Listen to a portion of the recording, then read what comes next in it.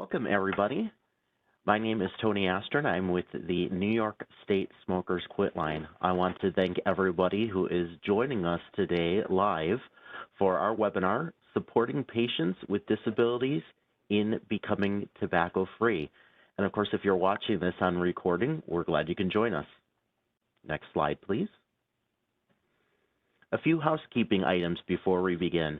This presentation is being recorded. All live attendees are muted and participation is via chat only.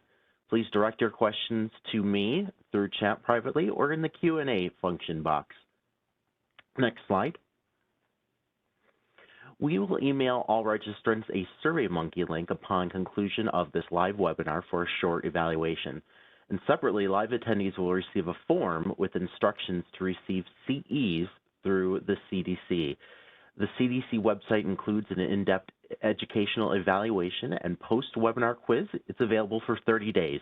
You must answer at least 3 out of 4 of the questions correctly to receive eligibility. The recorded webinar and a separate CDC credit link will be available at the New York State Smokers Quitline's online newsroom archive in mid-June 2023, and CEs will be available for 2 years. So in case you are watching this on a recording, if you meant to be here live with us today, or if you've just learned about this after the fact, don't worry, credits will be available for another 2 years beginning in June. Separate instructions will be available at the website where the recording is at. And as for any live attendees today, again, we will send that information via email this afternoon. Next slide, please. So again, I'm your moderator. I'm the Public Information Specialist with the New York State Smokers Quitline. We're happy to have, we're here based at Roswell Park Comprehensive Cancer Center, the contractor for the New York State Smokers Quitline since inception in the year 2000. We're happy to have the University of Rochester Medical Center partnering with us, and we want to give a special thanks to a real linchpin behind the scenes, so to speak, Holly Teal, Health Program Administrator with Asthma and Disability and Health with the New York State Department of Health, and she is actually helping behind the scenes here today to help advance our slides. Speaking of which, Holly, next slide, please. Our presenters you're going to hear from in just a little bit is Scott McIntosh, as mentioned, with University of Rochester Medical Center. He holds many roles, and 2 of which we've listed here is, of course, a professor in the Department of Public Health Sciences at the university, but also director for Center for Tobacco-Free Finger Lakes. And my colleague, Pat Bax, who will shortly be on video here, is the Marketing and Outreach Coordinator with the New York State Smokers Quitline.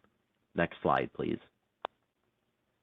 Our objectives for today with this webinar, our aim after you are attending this live or listening to the recording after the fact is fourfold. One is that you will identify at least 3 strategies to enhance patient-physician interactions about tobacco cessation, identify at least 2 tobacco dependence treatment resources to improve patient education, describe the importance of interprofessional collaboration in tobacco cessation, and finally, list services from the New York State Smokers Quitline that have an emphasis on accessibility for participants with disabilities. Next slide. There we go. A few disclosures just to mention before we get started. Our presenters have no conflicts of interest to declare. There's no funding associated with this webinar, no financial benefit for our presenters. And the term tobacco throughout this webinar, that refers to the use of manufactured, combustible, commercial products and vape products, not the sacred, medicinal, and traditional use of tobacco by Native American nations and other indigenous groups. With that, I will turn off my video, but I'll be here in the background to collect any questions for Q&A that we hope to have at the end of this webinar. Again, you can direct those to me privately or through the Q&A function. But without further ado, we are going to welcome today's featured presenter, Scott McIntosh. Scott, take it away. Thanks, Tony. And today is May 10th, 2023. And the title of my talk, Supporting Patients with Disabilities and Becoming Tobacco-Free. Next slide, please. You just heard the webinar Learning objectives, these are a little bit redundant, but supportive of those. You'll be able to explain the impact of the disproportionate tobacco use and consequences, including the overall health of people with disabilities. List barriers for smoking cessation for people with disabilities, and identify strategies that providers can implement to overcome challenges faced by people with disabilities who use tobacco products. Next slide. This is how we're defining disability for this presentation in these somewhat broad categories: mobility, cognition, hearing, vision, independent living, and self-care. And I want to immediately point out that persons who are deaf and hard of hearing, or persons, well, particularly those folks, they don't typically define themselves as having a disability. It's a language difference. And on the other hand, they're often given support services that are under categories of disability services. So we're happy to include that category of folks here. There's certainly a vulnerable population with higher than average rates of issues regarding disparity. Thank you. Next slide. Nearly 1 in 4 adults in New York State have a disability. Next slide. So here's the prevalence of smoking in New York State. If persons without a disability, 10.5%, versus all New York State adults is 12%. But notice that persons with a disability is 17.4%. Next slide. Here's another way to break this down by disability type: hearing, self-care, mobility, independent living, vision, and cognitive. And all of those are higher than the New York State average.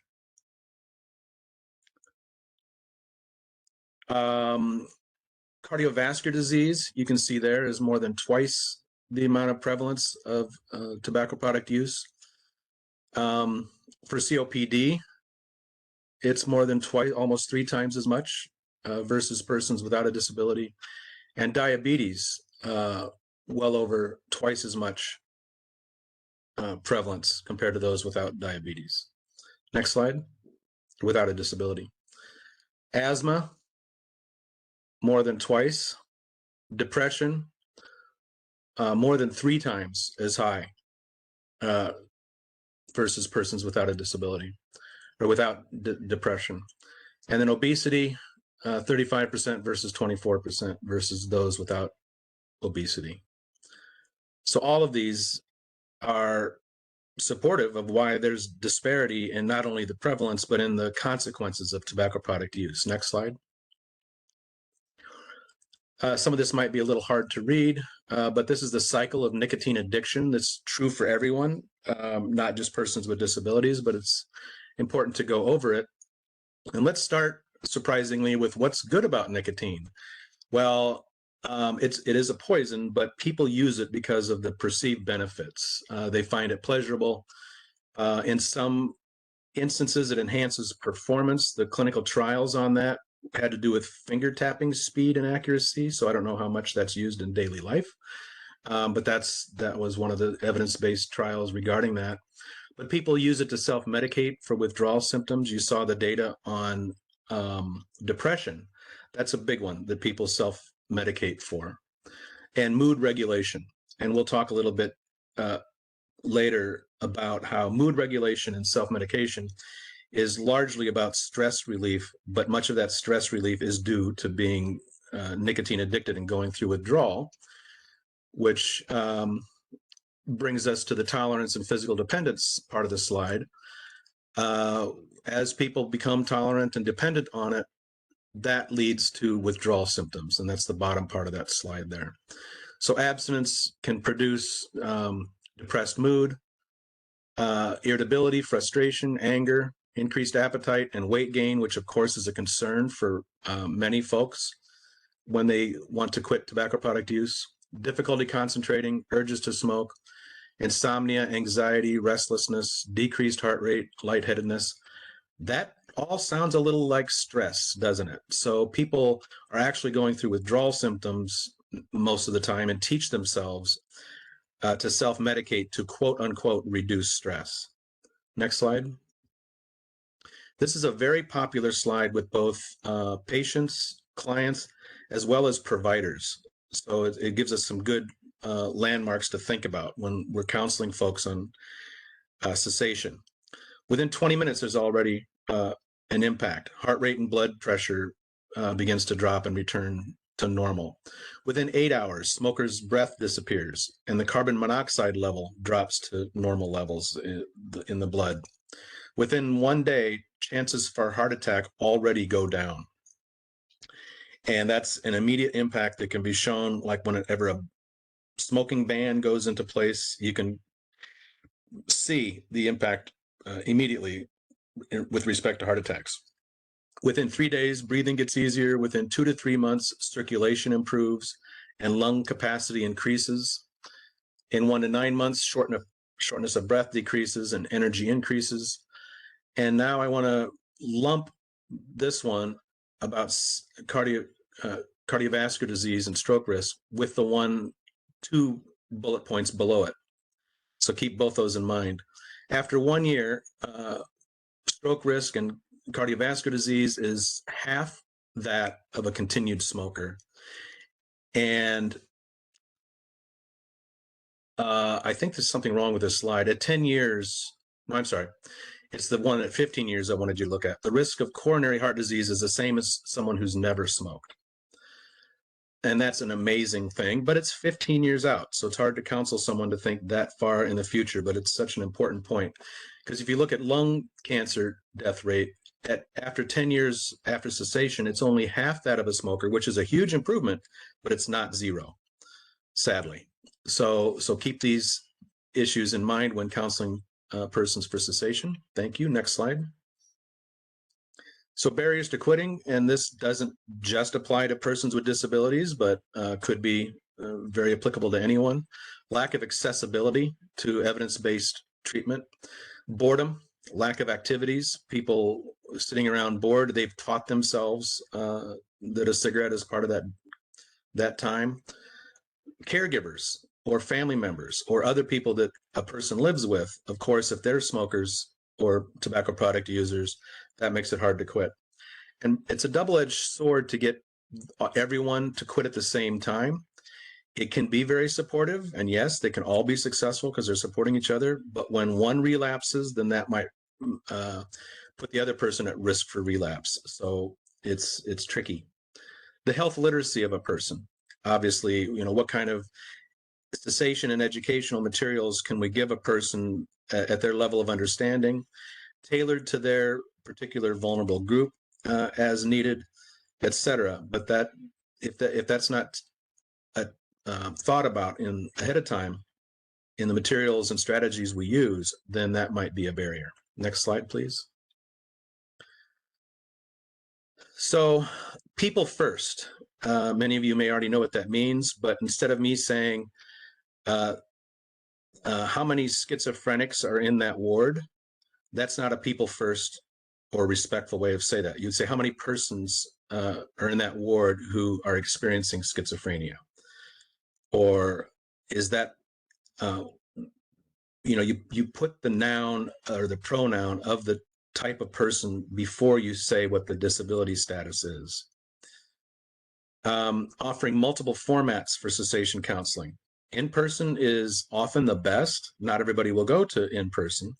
It can be augmented with or substituted with a web-based strategy, and Pat Bax will talk about that later, as well as she'll talk about the telephone intervention, which has great reach, and public health impact equals impact effectiveness times reach. So telephone intervention is effective and it reaches most people. So that's why it's very impactful. Apps are becoming more and more prevalent, and apps can be tailored to a specific group. They can be very personalized, and I would imagine as artificial intelligence, which is already growing by leaps and bounds, starts to be introduced more and more into apps, they will become very effective. And we look forward to the clinical trials that will show that exact level of effectiveness. And then effective cessation medications and counseling. Either of those alone is effective, counseling and medications, but when you combine the two, that's the most effective. Next slide, please.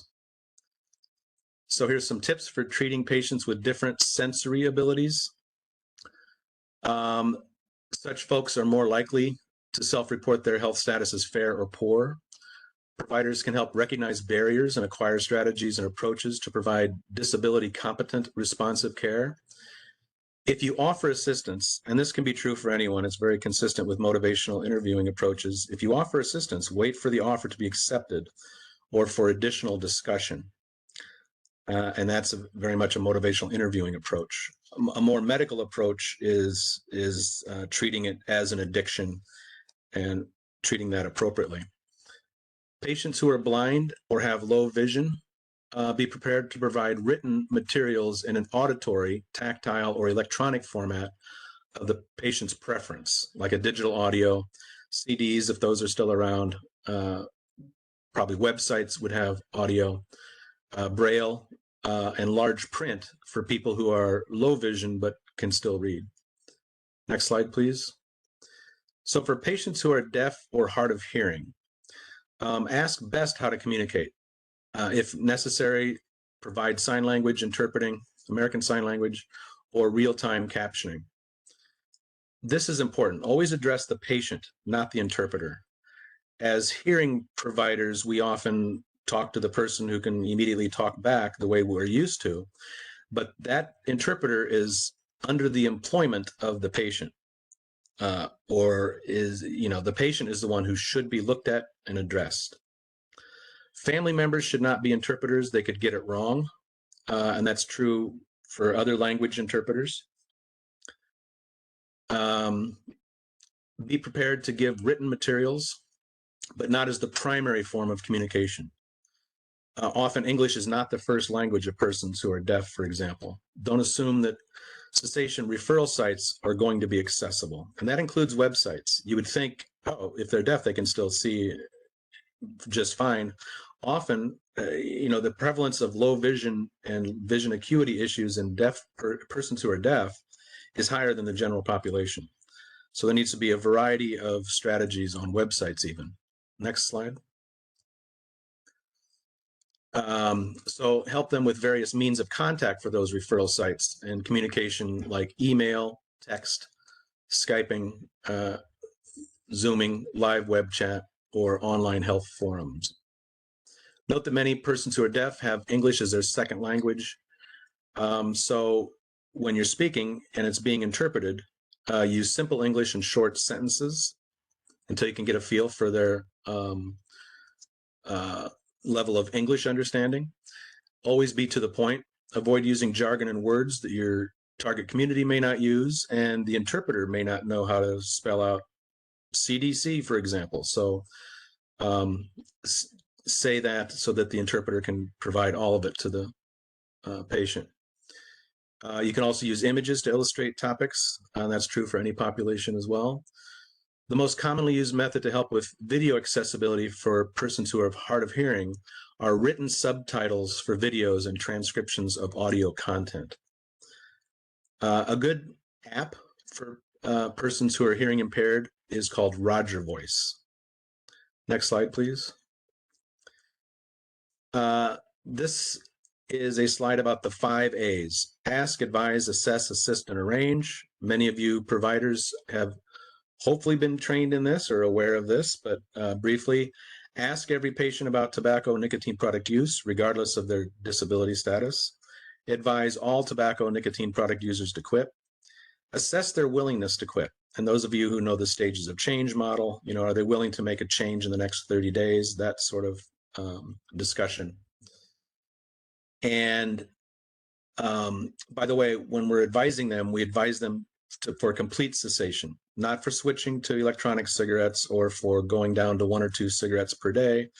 People don't work that way. It's an addiction. They will build their nicotine intake back up to what it was that they're used to. Assisting all patients with an attempt to quit for good, and that can be referral to the New York State Smokers Quitline, which you'll hear more about, to any other evidence-based treatment. And fortunately, we're not in competition with each other. What you'll hear from the New York State Quitline is pretty much what you'll hear from other evidence-based strategies to help people quit for good. Arranging for follow-up can be as simple as putting in the physician notes, be sure to ask how it went after your referral. Or if you're prescribing something like Chantix, it's good practice to have them come back in 2 weeks to see that there are no negative side effects. Next slide, please. So health professionals should learn to support the psychological needs of all their patients, but of course those with disabilities as well. And this may make them more likely to motivate change, improvements in health, and improved quality of life. Direct clinician treatment is effective and can be enhanced with evidence-based treatments. So if a clinician only has 1 to 3 minutes to do something, they should advise the tobacco product user to quit for good. Obviously, more counseling is better, but that's where the referral to other evidence-based treatment adds to the total number of minutes that the patient can get. Next slide, please. There are 7 frontline cessation medications. 5 of them are nicotine replacement therapy, NRT. 3 of those are over the counter. You've all heard of the gum, lozenge, and patch. And Pat Bax will talk about how the New York State Quitline can provide access to the nicotine patch and sometimes the other ones. And then prescription nicotine replacement therapy isn't prescribed as often nowadays as it has been in the past. It's still available. The nicotine nasal spray is kind of intense. It's like snorting Dristan. But people who smoke 2 or 3 packs of cigarettes a day, they might want that faster blast of nicotine. The nicotine inhaler is a bit of a misnomer. You don't inhale, but it's like a non-electronic e-cigarette. It looks like an e-cigarette. You draw the nicotine mist into your mouth so that the nicotine is absorbed in the mouth. You don't technically inhale it. It's actually over the counter in Canada, and I don't know how soon it may become over the counter in the United States. Bupropion, which also was called Zyban, although I believe as of December 2022, it's no longer produced at all as Zyban, so it's kind of off the market. But it's available as bupropion sustained release, and it's the same medication as Wellbutrin. It was the first drug in history to go through the FDA approval process entirely from soup to nuts as the same drug, but with a different name.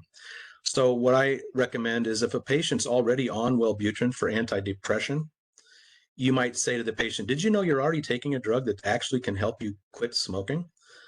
And in fact, bupropion can be combined with one of the nicotine replacement therapies.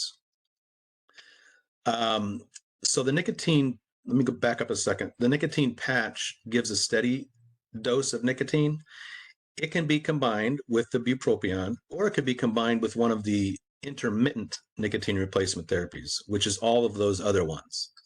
So if the nicotine patch alone gives them enough relief from symptom withdrawal, great. If they have extra cravings, then they could use perhaps the gum or lozenge to give them a little extra comfort during that symptom time. Otherwise, if they're only using the gum or only using the lozenge or one of the prescriptions, they need to take it every 30 minutes, whether they want to or not. That's a bit of an exaggeration. And of course, the packages on these products will recommend the exact dosing. But the point is, take it steadily throughout the day to keep the blood nicotine level up, not just for symptom relief. Then the blood nicotine level goes up and down. So the only time they should be used for symptom relief is with the nicotine patch if the patch was not enough. And finally, varenicline. You've all seen the Chantix commercials. They're 90 seconds long. The first 15 seconds talk about how wonderful it is. The remaining part of the commercial talks about homicidal thoughts and suicidal thoughts.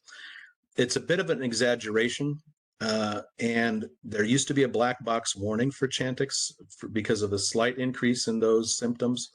But that black box warning has been removed. It's a popular medication. It's very effective. Um, it's at 4 months, 6 months after cessation, Chantix is better than the other medications. However, after 1 year, they're all about the same. They all bring about approximately a 30 to 35% cessation rate in a population. You may be saying to yourself, that's not very effective. But at the population level, it actually is. So these are all good medications. As I said earlier, if they are prescribed Chantix, you might want them to come back in 2 weeks, or at least be in contact with the office to make sure they're not having symptoms. But those symptoms will get better after 2 weeks anyway, and they can be advised to always take it with water and on a full stomach, and to take the pills. The first one as early in the morning as possible, and then the second one will then be earlier in the evening. And that will help alleviate some of the other common side effects, such as anxiety or vivid dreams, which some experience as nightmares. I did have one person tell me once after they successfully quit smoking, and it was months later, they said, I missed the Zyban, I missed the Chantix. I kind of like those vivid dreams. Okay, next slide, please. Electronic nicotine delivery systems, ENDS, e-cigarettes, vaping. The landscape for these changes on a daily basis with more and different products. So it's hard to have a current conversation about this, because keep an eye out for all the new ways that nicotine can be delivered through vaping and other electronic devices. There's e-hookah, e-cigars, e-pens, e-pipes. And Juul is not on the market anymore, but that kicked it all off. It had these flavors. It was targeted to young people successfully. And part of the reason it's easy to target young people is because there's no regulation on the kinds of flavors they can use. So there can be Cinnabon flavored, or Captain Crunch, or fruit flavors. And that's really where most of the harm is in ENDS, in electronic nicotine delivery systems. The flavorings, since they're unregulated, could be and are inclusive of carcinogens and toxins.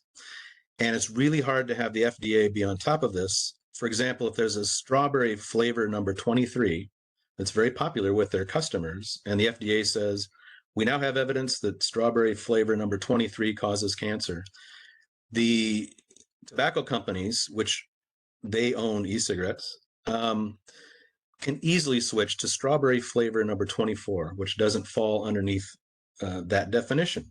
And so until there is comprehensive regulation, it's the wild, wild west out there for flavorings. And even though there are bans, like in New York State, banning flavors, then you've got the conundrum of, is menthol considered a flavor, or is it its own category?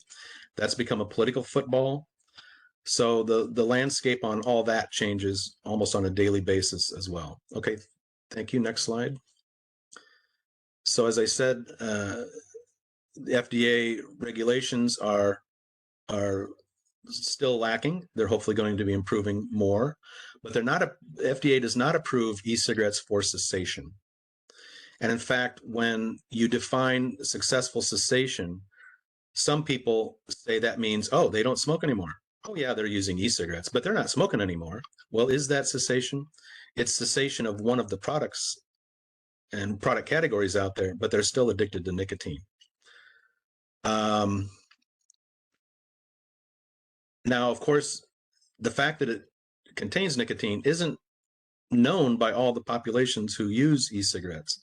Many adolescents, for example, don't believe that there's nicotine in them. They think, oh, that's probably in those cigarettes and all that. I don't have to worry about that. This is just my strawberry flavored vape device. So that's a public health education issue.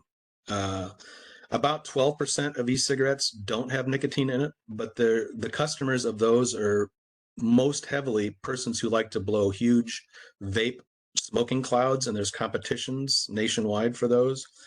If those products had nicotine in them, people would keel over from nicotine poisoning. So about 12% of the products don't have nicotine, but the ones that people are using that we come across for the most part are using nicotine containing products. And since the level of nicotine is unregulated, you may think you're getting a certain amount, but there's no oversight. One vaping situation one day could be different the next day, which makes it hard for people to regulate their own intake. You should know that nicotine harms brain development until the age of 25, regardless of how they get that nicotine.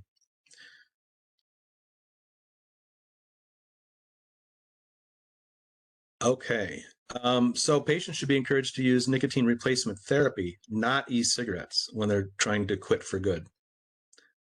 Next slide, please. Well, I should say nicotine replacement therapy or one of the two prescription medications, bupropion or Chantix, also. So I've mentioned some of this already. The flavorings are toxic and have carcinogens. There's also higher heavy metal quantities, which are toxins compared to traditional cigarettes. Our own colleagues at the University of Rochester were, I believe, the first to discover that copper was one of the heavy metals. Okay, next slide, please. There are organizational level strategies that can be used, such as in creating or improving an organization's formal policy to include screening and intervening for persons, including those with disabilities who are using tobacco products. There should be ongoing staff training. All new staff, providers included, should be trained when they're onboarded, and then annually, because it's good to have refresher education, plus there's always new evidence-based findings to discuss. Embedding the Quitline referral into the electronic medical record. It sounds easy. It's actually quite hard to do at a large healthcare system, but that's going to become more of a thing. Evaluating the results and assess the effectiveness, such as per provider. If you've got 9 clinicians in a practice, are all 9 of them addressing tobacco product use with every patient at every visit and referring them to evidence-based treatment? How can they be sure that they're doing that at some level? I'll talk a little bit more about that in a moment. Next slide, please. So take-home messages, strategies to prevent tobacco use and encourage cessation among the general population can be used effectively in assisting persons with disabilities, keeping in mind some of the things we've talked about. Next slide, please. There are strategies, medications, and resources that can work with both general populations and special populations. Engagement with those resources can be increased by tailoring the look and accessibility appropriately for each group. Next slide, please.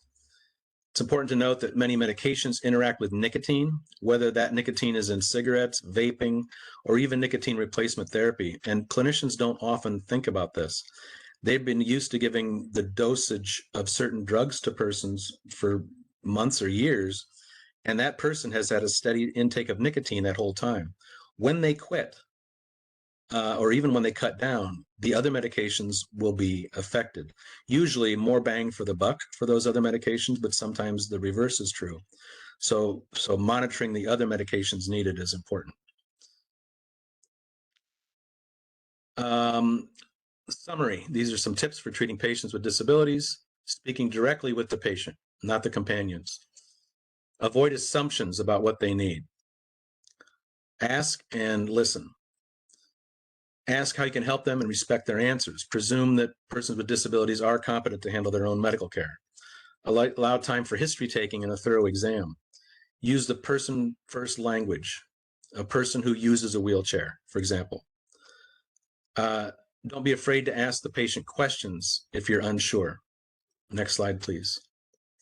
And as I mentioned earlier with the 5 A's, ask, advise, assess, assist, and arrange, throughout the state of New York, there are contractors, I'm one of them in my region, Health Systems for a Tobacco-Free New York. And we partner with healthcare systems to eliminate tobacco use, to increase basically screening and intervening. And we can help with those policies and strategies, as well as I talked about training clinicians once a year. And when you're onboarding new people in a healthcare system, we love to help with that. And best news of all, we're free. Okay, next slide, please. And these are some of the resources.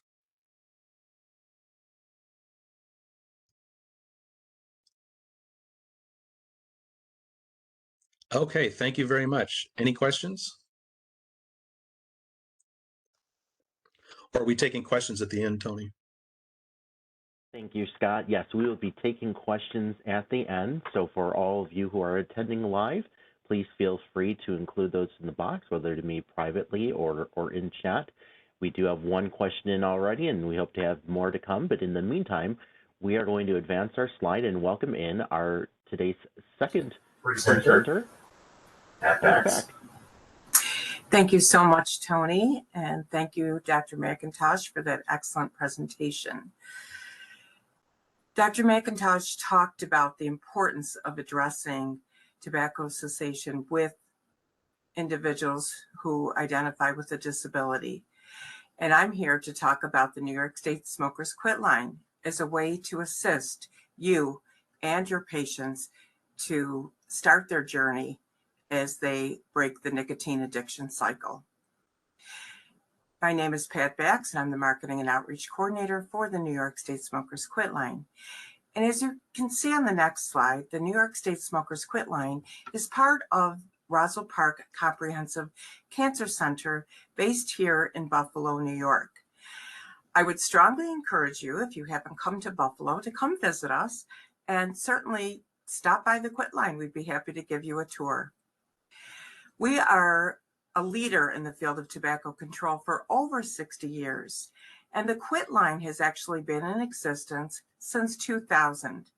We're very excited to announce that we are beginning our next 5 years of grant funding through the New York State Department of Health. Now, under the umbrella of Roswell Park Cessation Services, we actually offer evidence-based telephonic and digital nicotine dependence treatment services to not only New York State, but also health plans and employer groups. One of the things we're very proud of is that under the leadership of Dr. Christine Sheffer, we have an accredited tobacco treatment training program to practitioners and those serving nicotine-dependent individuals. We also conduct research right here at Roswell Park Comprehensive Cancer Center to advance nicotine dependence access and treatment. And that includes research, especially right now, in the electronic nicotine delivery systems. Now, on the next slide, you'll see that what do we know about tobacco? In terms of commercial tobacco, we know that most people who use commercial tobacco want to quit. It's approximately 70%. And for most people, they may need to make more than one attempt to quit. But with each attempt to quit, they can take the lessons learned and apply them to future attempts. Some people, though, are very successful the first time. But we want to acknowledge that people quit in different ways. And some people, as I said, may take more than one attempt to quit. We understand that tobacco, based on research and science, does cause cancer, and not only cancer, but a myriad of other health problems, as well as secondhand smoke issues and thirdhand smoke. Current cigarette smoking is definitely higher among adults with disabilities, 27.8, so almost 28%, compared to adults without a disability at 13.4. And the percentage of adults with disabilities who use e-cigarettes is also higher, 8% compared to adults without disabilities. Now, on the next slide, I want to talk about the data that we receive from those who are accessing the Quitline services. You'll see here from this infographic that 49% of individuals who are accessing our services report, this is all self-reported, having Medicaid. 54% have a high school diploma or less. 31% report making less than $15,000 a year. 24% of the individuals accessing our services report having a disability. 21% identify as Black or African American, and 43% are experiencing some type of mental health condition. And sadly, we've seen this increase, especially since the pandemic. On the next slide, if you haven't seen our website in quite a while, we hope that you really enjoy the enhancements that we have offered and that they are more beneficial to you. You can see that we have used our assistance from Holly Teal, the Office of Disabilities, to help us to make our website more accessible and user-friendly. On the next slide, let's take a deeper dive into the website. You can see that on the upper left-hand corner, there's our phone number, 1-866-NY-QUITS. Please remember, it is 866, not 800. It gets a little confusing because the number that you see on the CDC tips commercials say 1-800-QUIT-NOW. That number actually truncates directly to our quit line, but our number is 1-866-NY-QUITS. You'll see that we have a main menu, a search feature, and a Spanish translation of our website. Down below, you'll see we have popular and recent information on how to quit, staying quit vaping, and we still have information about COVID-19, which has not completely gone away and is still relevant. You'll see on the right-hand side some comments of individuals who have received services through the Quitline and expressed their satisfaction. And down below, we'll talk about this in just a few minutes, our patient referral program. Now, on the next slide, you'll see that we offer a plethora of services. So let's start with what exactly we provide. And you can see on the next slide that we offer services provided by trained tobacco treatment specialists. We can offer proactive coaching sessions up to 2 and up to 5 coaching sessions for anyone who reports psychological distress, alcohol and cannabis use, disabilities, and pregnancy. We also know that we are population-based and trying to reach as many people as possible, so we can't provide the whole spectrum of services. And we want to connect people with additional services through their health plan and or local or health site programs. We do provide, as Dr. McIntosh mentioned, nicotine replacement therapy with an online option available. We have combination therapy, which includes providing both patches, gum, or lozenge for moderate or heavy users, which would be 10 to 20 cigarettes a day or 20 plus cigarettes a day. And nicotine patches or lozenges for someone who identifies as a light tobacco user, up to 10 cigarettes a day. And this NRT replacement is also eligible for those who are using electronic nicotine delivery systems, including those who vape. On the next slide, you will see that we have recognized the importance of addressing vaping and e-cigarettes, and we provide specific services, including succinct steps to quit vaping, frequently asked questions, and resources for teens and parents. You can find all this information under our Quitting Vaping section of our website. On the next slide, you can see that we recognize the importance of advancements in technology and that we need to branch out into other ways to reach and engage individuals. Telephones are not always the one-stop way to access our services. So we have developed web and digital services that are compliant with ADA standards, along with our print and design considerations for enhanced access. And our sites are regularly scanned for accessibility improvements, and we provide accessibility options. And digital support can be used in combination with our telephone services or as a standalone. We do have chat and text options available for those with hearing loss, or perhaps for those who really don't want to talk to someone and maybe experience some anxiety with that. We want to offer as many options as possible to access and engage in our services. And on our next slide, you can see that we also offer a Learn to Quit NY text program, which is based on cognitive behavioral interventions. It's tailored to take participants through a step-by-step process of quitting, practicing new skills and building on what was learned from previous texts, and then also check-ins with additional resources and engagement with the coach. For more details on this, you can find it under our menu, tools and resources, and look for the text program. On our next slide, you can see that we also offer a coach chat. So we have that available through one-on-one support, real-time craving support, and then a coach can assist someone with access to our nicotine replacement application. And then we also provide information and assist individuals who are using the chat with other Quitline services and relevant resources. That can be found under our Talk Now feature in our menu of choices. On the next slide, you'll see that we offer so many tools and resources. A lot of people need to find out, well, how much can I save if I quit? So we have a savings calculator. We have self-help materials customized to individual and specific conditions.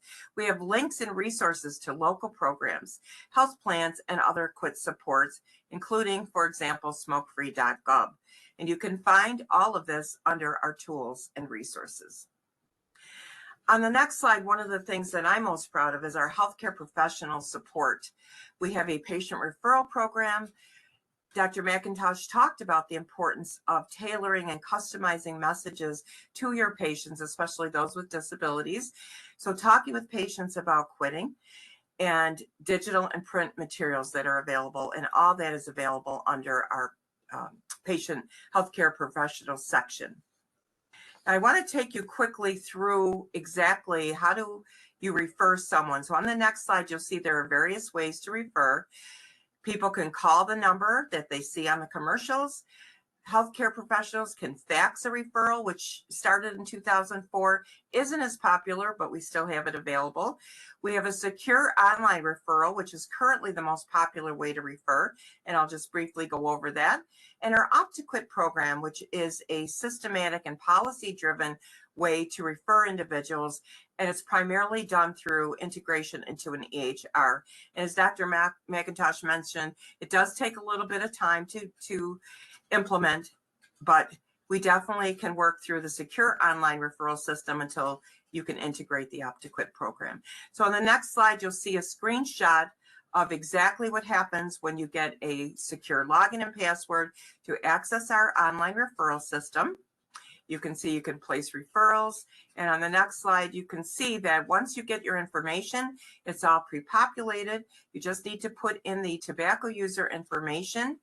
On the next slide, you can see where there's a little button to click saying that you talked with your patient and the person has agreed to be referred.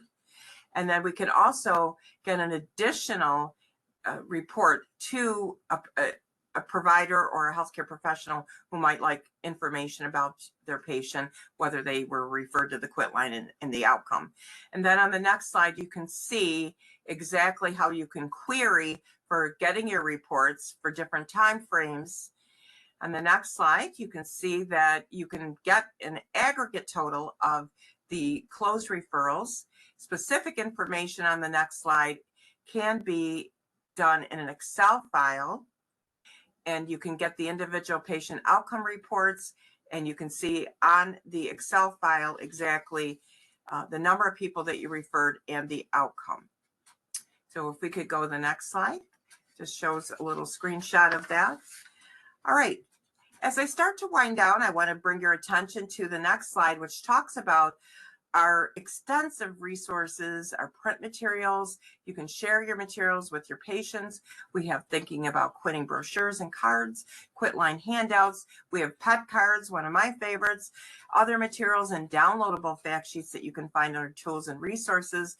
With Pride Month coming in June, you may want to order or download some of the Pride materials that are available for the LGBTQIA+ population. On the next slide, please sign up for the newsroom. You can see that right on the newsroom. You can sign up for the latest information and updates, including future webinars. And on the next slide, you'll see that we have 2 newsletters that Tony Astrin, our wonderful public information specialist, publishes Quitters Always Win, Celebrating Success Stories. And if you ever have a success story, please reach out to Tony, and I'm sure he will talk with you and highlight your story in our Quitters Always Win. And then we have the checkup, which contains a lot of information to provide you with what's going on all across New York State and nationally in the world of tobacco control. Now, I want to provide you with my contact information on the next slide. Please feel free to reach out if I whet your interest with talking about our referral program or all the materials and resources we have available. Please don't hesitate to reach out to me, and I'll be happy to assist you as best I can. So I'm going to turn this back over to Tony. Thank you so much for being here and joining us today. And Tony, take it away.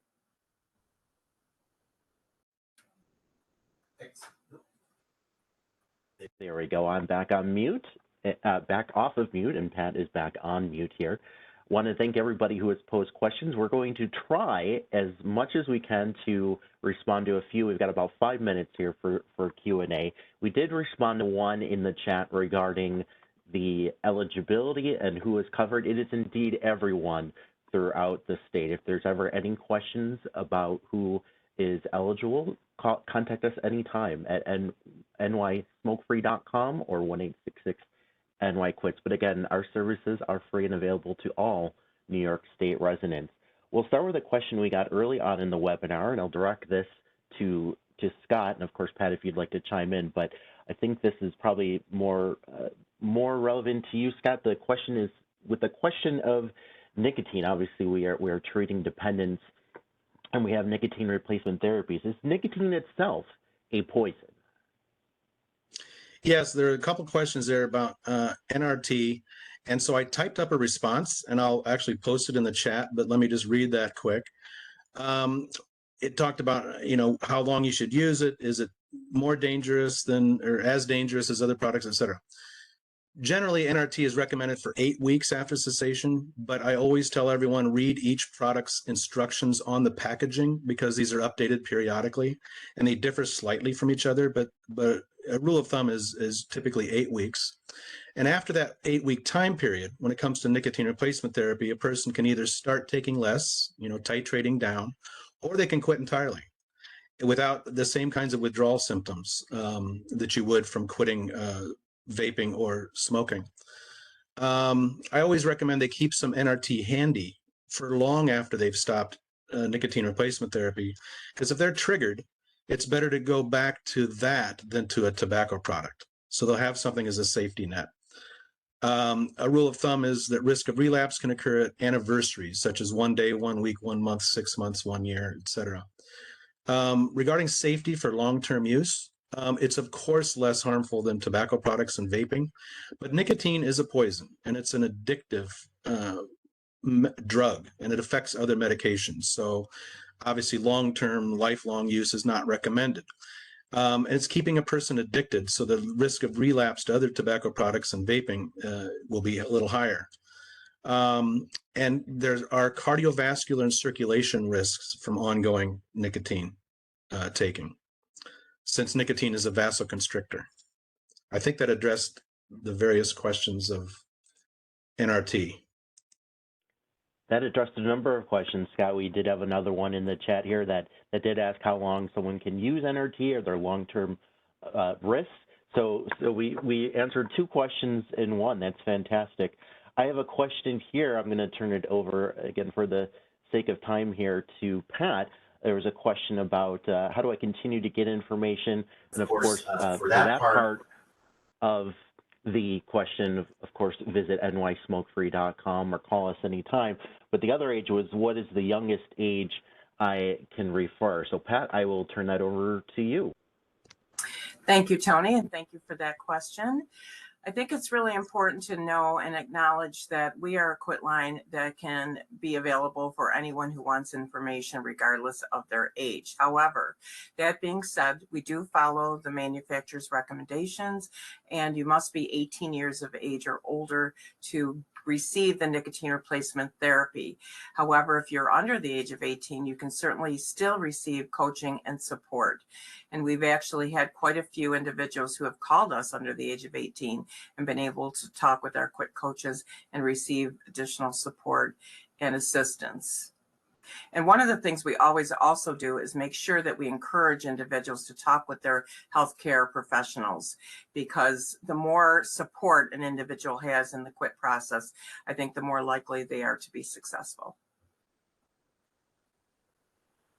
Fantastic. Thank you very much, Pat.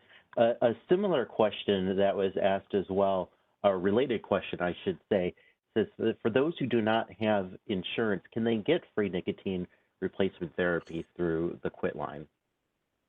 Yes, we can provide the initial supply of nicotine replacement therapy. However, most insurances do cover nicotine replacement therapy.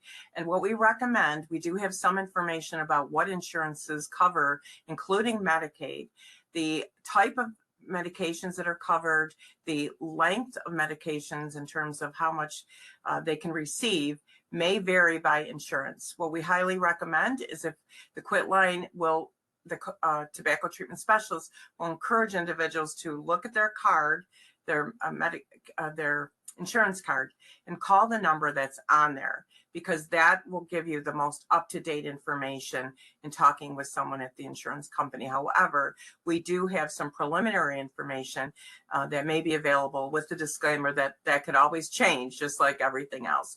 But most insurance companies do cover some level of nicotine replacement therapy or other stop smoking medications.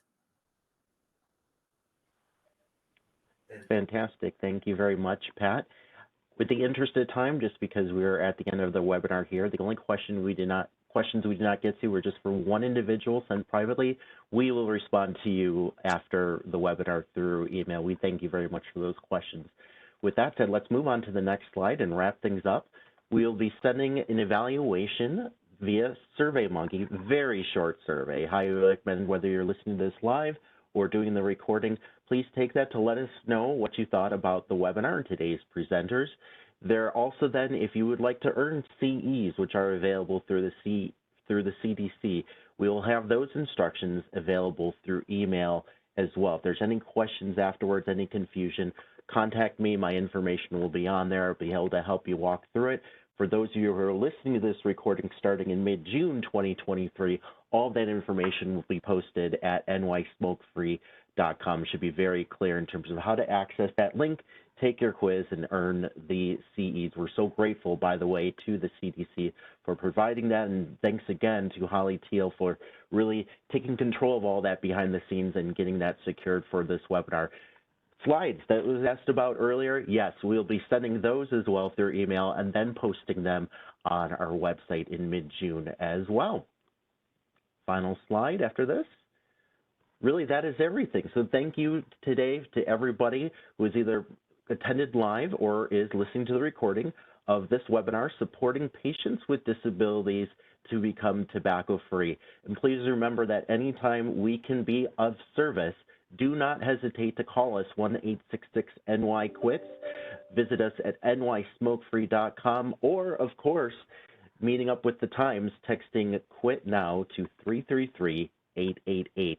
Any of those types of services will reach our trained tobacco treatment specialists, and we will be happy to help. And, of course, it's not just for those who are looking to quit, it's for anybody who needs information. We're happy to be of service and partner with you to help everybody take better control of their health, and that includes patients with disabilities. Thank you for attending this webinar, and we'll see you at an upcoming webinar, hopefully very soon. Take care and goodbye.